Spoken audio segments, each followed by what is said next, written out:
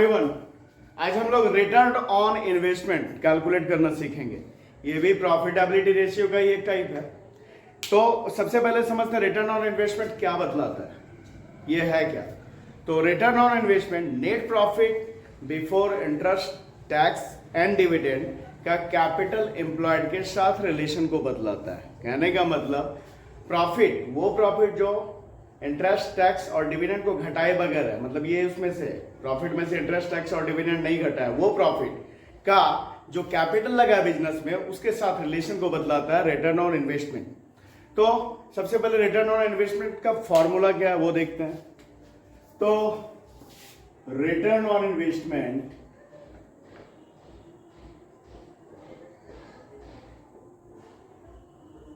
बराबर net profit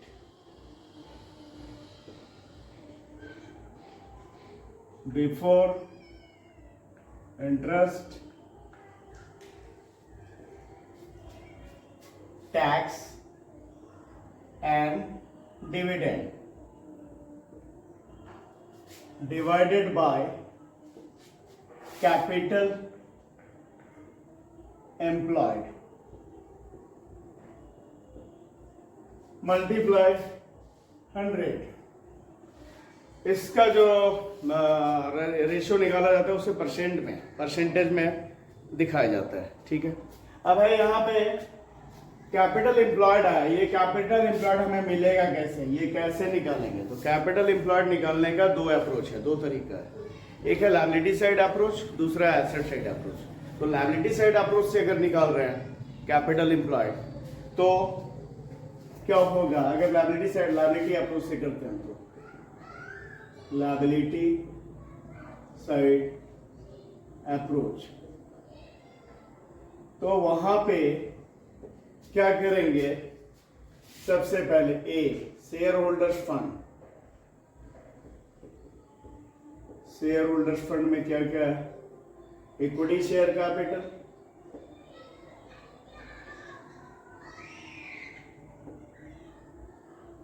preference share capital, इन सबको जोड़ेंगे, है ना। उसके बाद में reserve and surplus,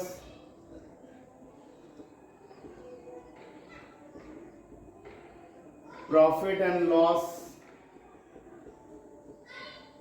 account, credit balance, मतलब कि प्रॉफिट, क्रेडिट बैलेंस यानी प्रॉफिट। ठीक है, प्रॉफिट एंड लॉस अकाउंट का क्रेडिट बैलेंस का मतलब प्रॉफिट। ठीक है, और ये सारा क्या होगा, जुटेगा, ये सब कुछ जोड़ते चले जाएंगे। और प्रॉफिट एंड लॉस अकाउंट का अगर डेबिट बैलेंस है, मतलब कि लॉस है, तो उसे घटाएंगे। Profit and loss account debit balance अगर है तो उसे हम घटाएंगे। और उसके बाद में कोई फिक्टिशियस एसेट अगर है तो उसे भी घटाएंगे। फिक्टिशियस एसेट मतलब preliminary expenses, underwriting commission, discount on issue of shares and debentures, ये सब अगर कोई फिक्टिशियस एसेट है तो उसे घटाएंगे।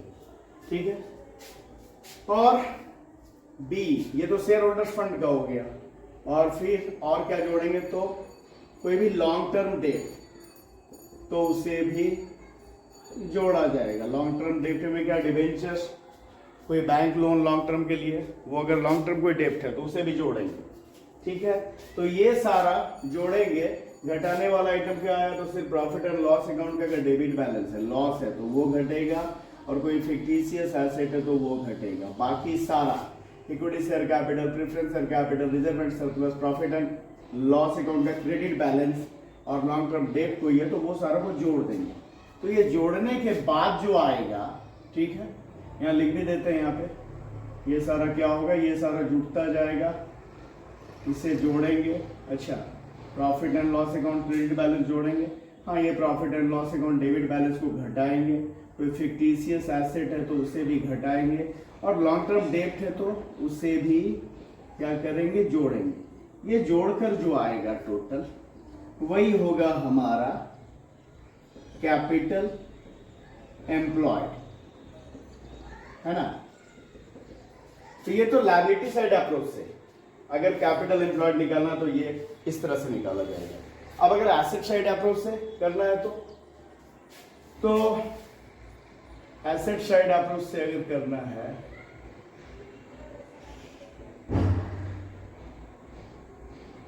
तो क्या करेंगे, जोड़ेंगे क्या क्या, तो ए नॉन करंट एसेट जो भी सारा है। अब नॉन करंट एसेट में क्या फिक्स्ड एसेट्स होगा, non current asset fixed assets ही ना। वो फिक्स्ड एसेट दो तरह के हो सकते हैं टेंजिबल एसेट्स हो सकता है जिसे हम छू सकते हैं, देख सकते हैं, land, building, plant, machinery, furniture, fixture, ठीक है। और इनटेंजिबल एसेट जिसे हम छू और देख नहीं सकते, जैसे गुडविल, पेटेंट, कॉपीराइट, ये सारा। तो टेंजिबल एसेट, इंटेंजिबल एसेट, इनको जोड़ा जाएगा। ये एसेट साइड अप्रोच से अगर कैपिटल एम्प्लॉयड निकालना है तो। और कोई लॉन्ग टर्म इन्वेस्टमेंट है तो उसे भी जोड़ा जाएगा। इसके अलावा कोई long term loan and advance है जो कंपनी ने, फर्म ने दे रखा है तो उसे भी जोड़ेंगे, long term loans and advances, ठीक है। और फिर वर्किंग कैपिटल वो भी जोड़ेंगे, वर्किंग कैपिटल वो भी जोड़ेंगे। वर्किंग कैपिटल मतलब क्या होता है भाई, current assets minus current liability, इस तरह से वर्किंग कैपिटल निकल जाएगा। उस वर्किंग कैपिटल को भी जोड़ेंगे तो ये इस तरह से इसका जो टोटल होगा वो होगा हमारा कैपिटल एम्प्लॉयड। अगर एसेट साइड अप्रोच से हम कैपिटल एम्प्लॉयड निकाल रहे हैं तो अब डिपेंड करता है कि सवाल में क्या इंफॉर्मेशन है, उसके हिसाब से हम कैपिटल एम्प्लॉयड निकालने के लिए फॉर्मूला यूज करेंगे। अगर लायबिलिटी साइड का ये सारा इंफॉर्मेशन दिया हुआ है तो इस अप्रोच से कैपिटल एम्प्लॉयड निकाल लेंगे, और अगर एसेट साइड का सारा इंफॉर्मेशन दिया हुआ है सवाल में तो फिर इस तरीके से कैपिटल एम्प्लॉयड निकाल लेंगे। इसके अलावा एक एवरेज कैपिटल एम्प्लॉयड भी होता है। तो average capital employed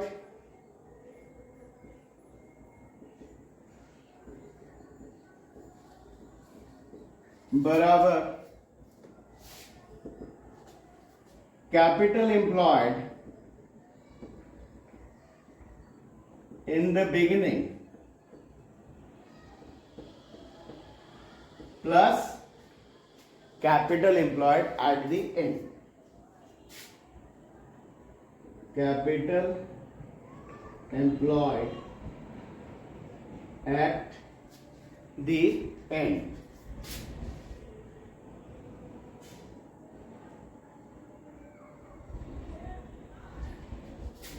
Divided by 2. क्या, capital employed in the beginning plus capital employed at the end divided by 2। इससे हम एवरेज कैपिटल एम्प्लॉयड निकाल लेते हैं, ठीक है। और दूसरा भी एक फॉर्मूला हो सकता है कैपिटल एवरेज कैपिटल एम्प्लॉयड के लिए, क्या, तो एवरेज कैपिटल एम्प्लॉयड बराबर capital employed at the end minus half of net profit before interest and tax. ये एक दूसरा फॉर्मूला हो सकता है एवरेज कैपिटल एम्प्लॉयड को निकालने का। तो ये सारा हम लोगों ने फॉर्मूला देखी। अच्छा, रिटर्न ऑन इन्वेस्टमेंट को रिटर्न ऑन कैपिटल एम्प्लॉयड भी बोलते हैं, ठीक है। तो अब क्या करते हैं, हम लोग कुछ एक सवाल बनाकर देखते हैं जिसमें हम लोग रिटर्न ऑन इन्वेस्टमेंट या return on capital employed calculate करेंगे। ठीक है, ये सवाल हम लोग बना लेते हैं। क्या है? Share capital 50,000, reserve and surplus 25,000, net fixed assets 2,25,000, non current trade investment 25,000, current assets 1,10,000, 12% long term borrowings कितना है?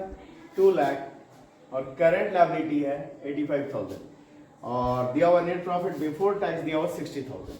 तो यहाँ जो सारा इंफॉर्मेशन है, तो कैपिटल एम्प्लॉयड निकालने के लिए दोनों ही अप्रोच हम निकाल सकते हैं, क्योंकि सारा इंफॉर्मेशन दिया हुआ है, एसेट साइड का भी दिया हुआ है, लायबिलिटी साइड का भी दिया हुआ है। तो ऐसे हम लोग सवाल बनाएंगे तो कोई भी एक तरीके से, या तो लायबिलिटी साइड अप्रोच से या एसेट साइड अप्रोच से, किसी से भी निकाल लेंगे, क्यों, है ना। लेकिन चूंकि आपको अभी समझाना है, तो हम दोनों ही अप्रोच से कैपिटल एम्प्लॉयड निकाल कर आपको दिखा देते हैं।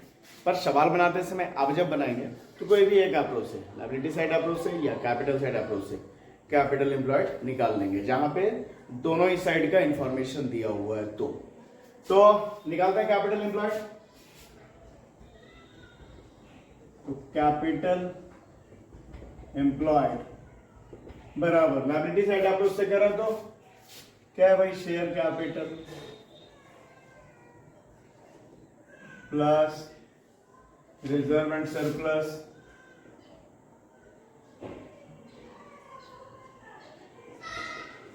प्लस क्या है लायबिलिटी साइड में, और ये तो एसेट है, ये long term borrowings, long term borrowings क्या? 12% लॉन्ग टर्म बोरोइंग्स। इस सारा लायबिलिटी का टोटल कर लेंगे। शेयर कैपिटल कितना है? 50,000 प्लस रिजर्व एंड सरप्लस कितना है? 25,000 प्लस ये लॉन्ग टर्म बोरोइंग कितना है? 2 लाख, मिलाकर आ गया कैपिटल एम्प्लॉयड कितना? 2,75,000। ये तो लायबिलिटी साइड अप्रोच से किया हम लोगों ने, लायबिलिटी साइड अप्रोच। और अगर एसेट साइड अप्रोच से करते हैं तो इतना ही आएगा कैपिटल एम्प्लॉयड, है ना। एसेट साइड अप्रोच से अगर करें तो capital employed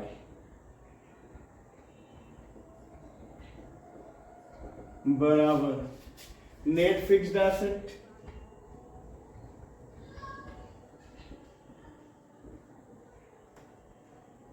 plus non current trade investment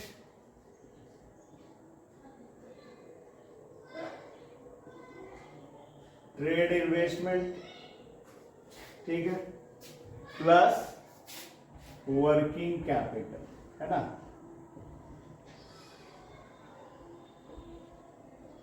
तो क्या है? नेट फिक्स्ड एसेट दिया हुआ है, कितना है? 2,25,000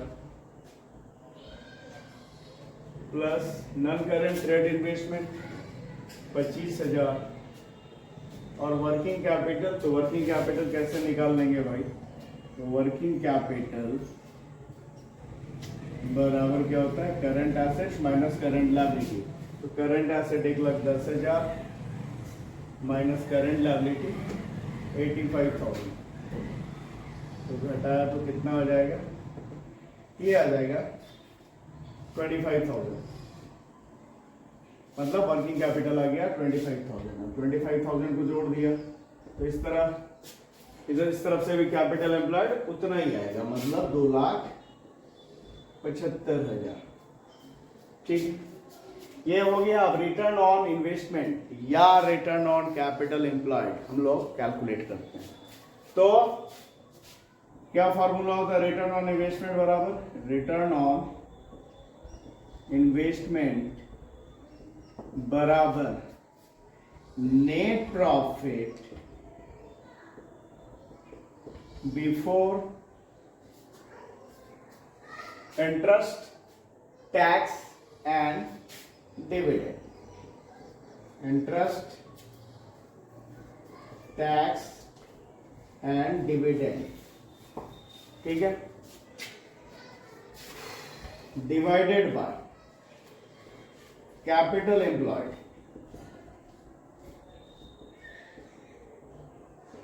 मल्टीप्लाई 100।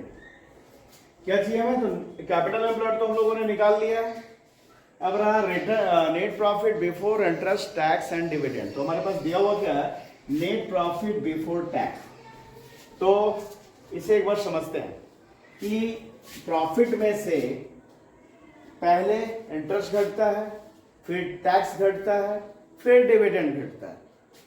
तो हमारे पास यहां पे दिया हुआ क्या? नेट प्रॉफिट बिफोर टैक्स, मतलब इससे टैक्स नहीं घटा है और टैक्स घटने के बाद ही डिविडेंड घटता है, तो डिविडेंड भी नहीं घटा है, पर इंटरेस्ट इससे घटा हुआ है। तो लेकिन हमें क्या? Net profit before tax and dividend नहीं, हमें net profit before interest tax and dividend चाहिए। तो चलो टैक्स और डिविडेंड तो इससे नहीं घटा है, पर इंटरेस्ट तो घटा हुआ है। तो भाई इसको पहले net profit before interest tax and dividend बनाना पड़ेगा। तो क्या करना पड़ेगा? इसमें अगर कोई इंटरेस्ट है तो उस इंटरेस्ट को जोड़ना पड़ेगा। तो इंटरेस्ट है, ये लॉन्ग टर्म बोरोइंग है 2 लाख रुपए का, जिसपे बाद ये 12% लॉन्ग टर्म बोरोइंग है। तो भाई 12% लॉन्ग टर्म बोरोइंग यानी 12% जो आगे का है वो बता रहा है कि उस पर इतना इंटरेस्ट देना पड़ेगा 12%। तो 2 लाख का 12% कितना होगा? 24,000, यानी 24,000 जो इंटरेस्ट है वो इससे घटा हुआ है, तो उसे इसमें जोड़ना पड़ेगा। तो यहां पे निकाल लेंगे हम लोग नेट प्रॉफिट बिफोर टैक्स कितना दिया हुआ है? 60,000।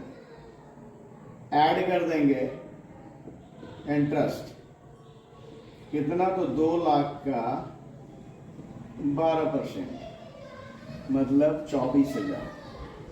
ये जोड़ दिया तो कितना हो गया? ये हो गया 84,000। ये जो अब आया हमारा, ये आ गया net profit before interest tax and dividend, जो कि हमें चाहिए। ठीक है, अब यहां पे निकाल लेते हैं। तो net profit before interest tax and dividend कितना है? 84,000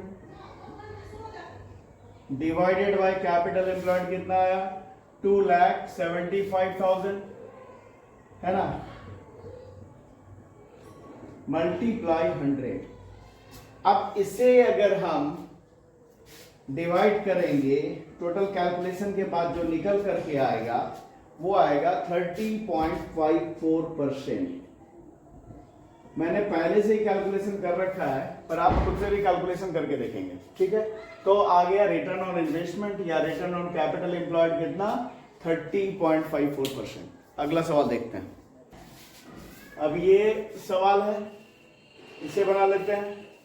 इसमें क्या दिया हुआ? शेयर कैपिटल दिया 80,000, जनरल रिजर्व 40,000, 15% लोन है 50,000, sales for the year 1 lakh, tax paid during the year, साल के दौरान जो टैक्स पे किया गया 20,000, profit after interest and tax है 40,000।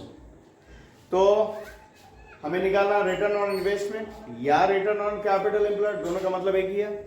तो उसके लिए क्या होता है? रिटर्न ऑन इन्वेस्टमेंट निकालने के लिए चाहिए क्या क्या? तो पहले फॉर्मूला देख लेते हैं। रिटर्न ऑन इन्वेस्टमेंट बराबर क्या होता है?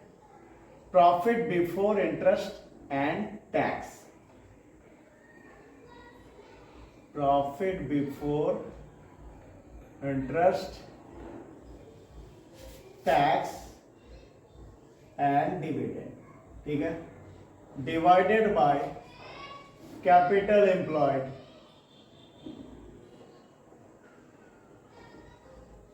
मल्टीप्लाई 100। ये फॉर्मूला है। यानी हमें सबसे पहले क्या चाहिए? Profit before interest tax and dividend. तो डिविडेंड की बारी तो सबसे बाद में आती है, तो सीधा बात है, हमें चाहिए profit before interest and tax. अभी मैंने बताया कि प्रॉफिट में से पहले इंटरेस्ट घटता है, उसके बाद टैक्स घटता है और सबसे अंत में डिविडेंड घटता है। तो अगर profit before interest and tax, यहाँ पे दिया हुआ profit after interest and tax, यानी इंटरेस्ट एंड टैक्स घटाने के बाद का प्रॉफिट, तो अंडरस्टूड है कि इसमें डिविडेंड तो नहीं घटा है, सिर्फ इंटरेस्ट और टैक्स घटा हुआ है, डिविडेंड नहीं घटा है।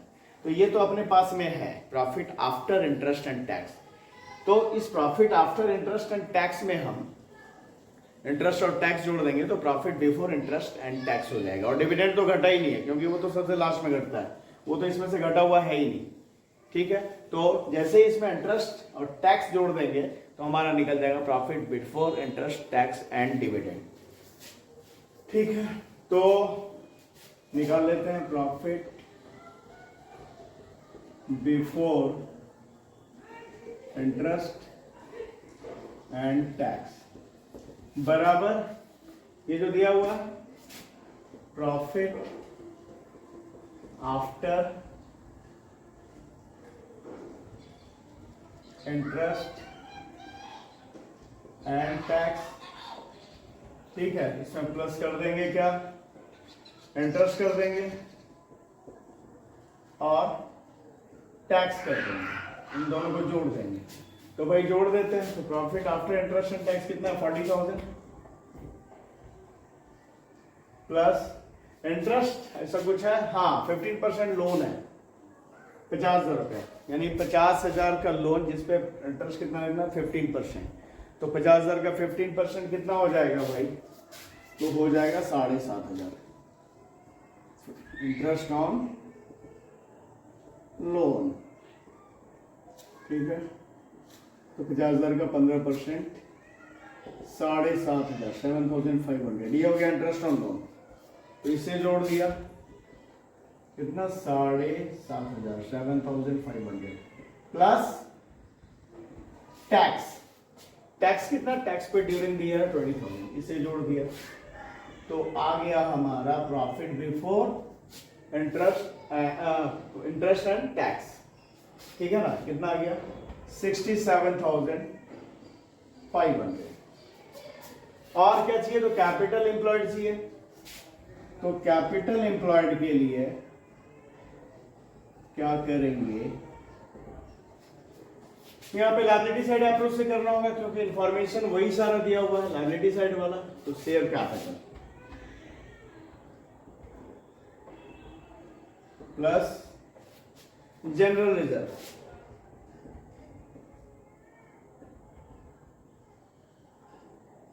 प्लस ये 15% लोन 15% लोन। ठीक है, प्लस क्या profit after interest and tax. ठीक है, अब आपको ये लगेगा कि इसमें यहां पे मैंने profit before after interest and tax को शामिल किया, वहां इसके पहले वाले सवाल में नहीं किया था। तो भाई वहां पे रिजर्व एंड सरप्लस दिया था, वो सारा वो जो प्रॉफिट था वो एडजस्ट होकर रिजर्व एंड प्लस में शामिल था, तो उससे रिजर्व एंड सरप्लस को ले लिया, तो फिर वो प्रॉफिट वाले से लेने की जरूरत नहीं है। और यहाँ पे रिजर्व एंड सरप्लस नहीं है, सीधा तो प्रॉफिट है तो प्रॉफिट को ले लिया। ठीक है, तो शेयर कैपिटल कितना 80,000 plus general reserve 40,000 plus 15% loan है कितना है 50,000 और प्रॉफिट है 40,000। सारा को मिला दिया तो कितना 1,20 1,70 40 2,10,000 है ना। अब निकाल लेते हैं हम लोग return on investment.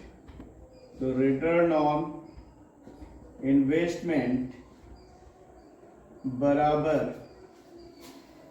Profit before interest tax and dividend कितना 67,500 डिवाइडेड बाय कैपिटल एम्प्लॉयड कितना 2,10,000 मल्टीप्लाई 100। इसे अगर हम कैलकुलेट करेंगे तो आएगा 32.14%। ये आ गया रिटर्न ऑन इन्वेस्टमेंट कितना 32.14%। तो रिटर्न ऑन इन्वेस्टमेंट या return on capital employed calculate करने हम लोग ने सीख लिया। तो इस वीडियो में इतना ही। अगर वीडियो पसंद आया तो इसे लाइक करें, चैनल को सब्सक्राइब करें। Thank you.